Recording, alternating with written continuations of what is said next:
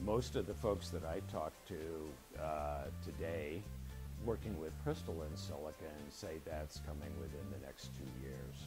So, and most people have roadmaps, whether it's with thin film or crystalline silicon, that get well below that dollar a watt in terms of manufacturing cost. And where a lot of the emphasis is going today is actually on improving efficiency. While the cost of the solar panel has come down by 20% for every cumulative doubling, the cost of the balance of system has only come down about 12 to 15% for every cumulative doubling. So now one of the gating items in the cost reduction of an installed system really is related to all that other stuff, the steel, the cement, the copper wire. All of those commodities tend to get more pricey every year that goes by.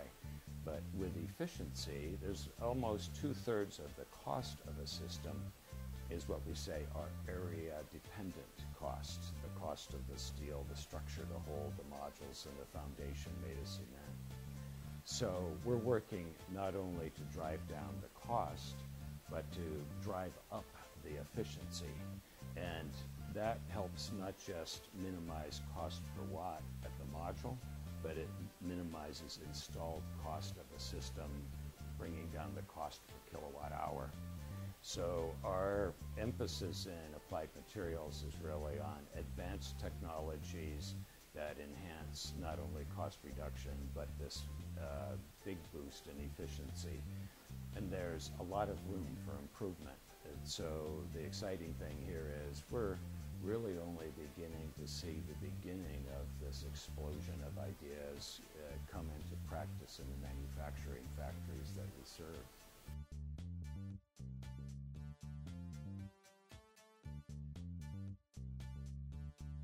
Probably the biggest single opportunity is in what we call passivation, minimizing the chance that a positive and a negative charge will accidentally collide with each other rather than get to the wire to go to a power device. And the most frequent place where that collision can happen is on the skin of the solar cell.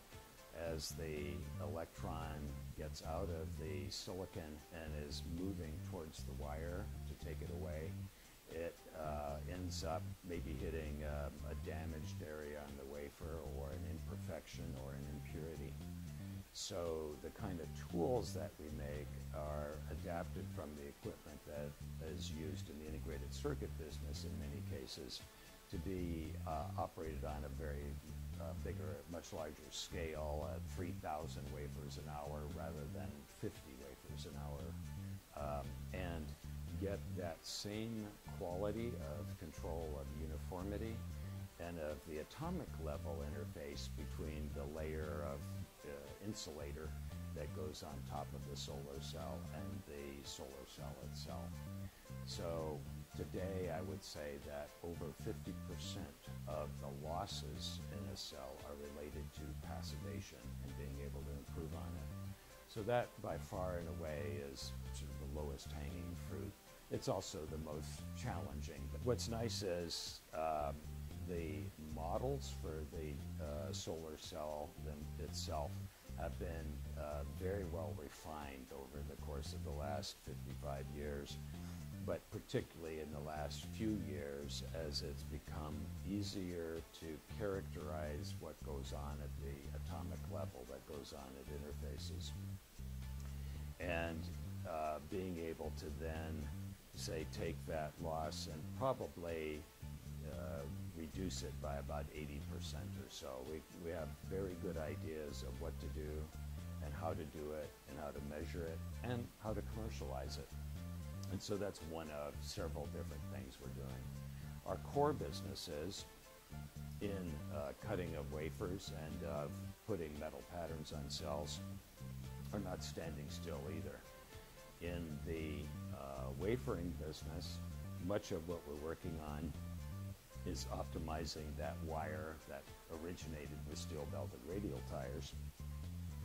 First, to have some structure in the wire that helps bring more cutting fluid, more silicon carbide abrasive particles through the silicon in order to cut faster.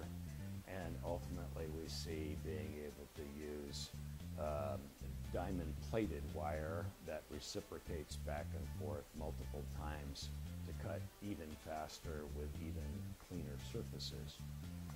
In the case of our printing processes, our metallization, much of the foundations, the core technology, is built around what are called linear motors for being able to position a silicon wafer on a table for putting a metal pattern on it. Now we've expanded that concept into planar motors so that a table roughly 3 feet by 3 feet in area can carry moving shuttles on it. And each of the shuttles, it's sort of like going to Autopia at Disneyland here. Each shuttle has got a wafer. That wafer can go to a location with very high precision, within about 10 microns of alignment, so that which is about 1/4 the diameter of a human hair, to get some physical sense of this, so that the patterns and the precision of alignment possible on a solar cell allow for minimal loss of light bouncing off of the solar cell and allow for maximizing the benefit of films like passivation layers.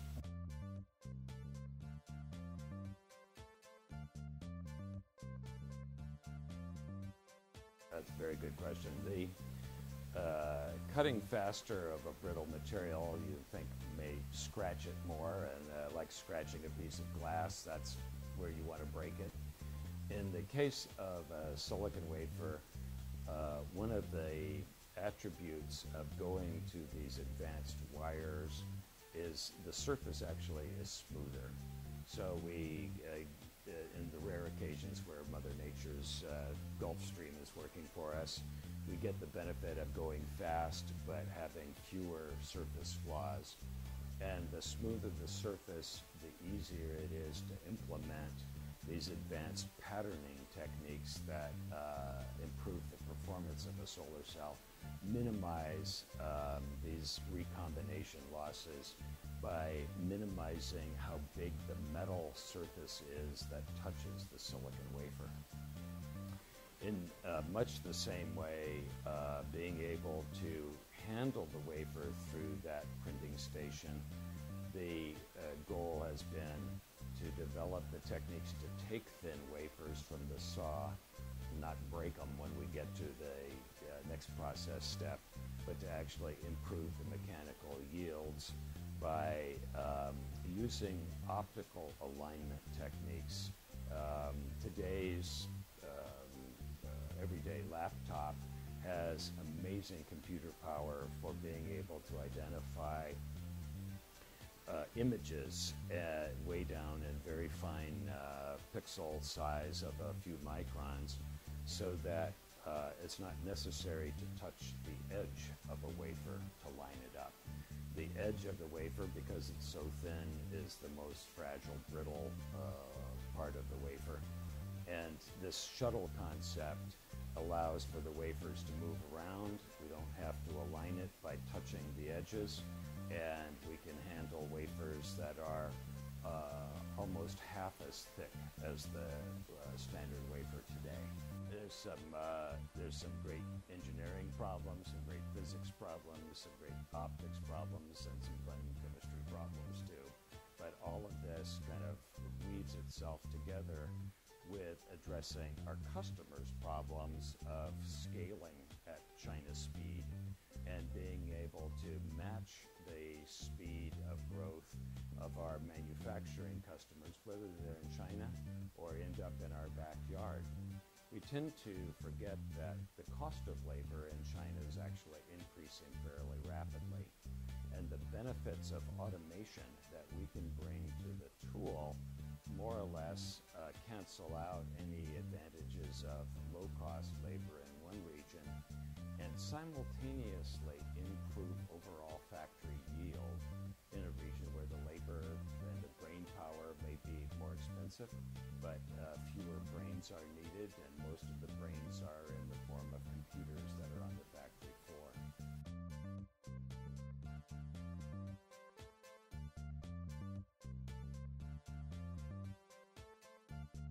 Well, I've been in this business for 36 years.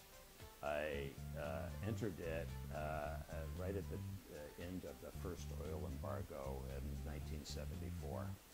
And at the time, I sort of had this epiphany.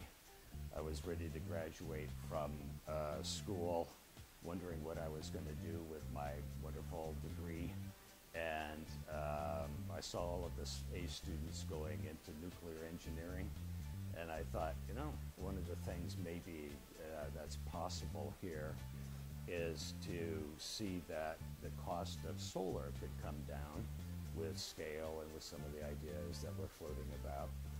And in 1974, there was a conference held in Cherry Hill, New Jersey, where a few of the folks who had some experience with solar said, you know, if we worked at it, we could get the cost of solar down to 50 cents a watt. And at that level, it would be directly competitive with grid power everywhere. And even just using today's dollars, we're getting close to 50 cents a watt, and we're getting very close to grid power everywhere. But what really inspired me to do this was the recognition that 1/3 of the people on the planet didn't have electricity. And the easiest way to get electricity to those folks was with a solar panel. You could start small, you could have a light, you could have a radio, a TV, a fan, and gradually build that up. And having grown up on a farm, it was easy to relate to a lot of the people living without electricity. We had a wood-burning stove in our kitchen. And so the thought of being able to help improve the lives of others and enjoy doing my job at the same time was like the ultimate combination of a win-win. And I'm happy that I chose it.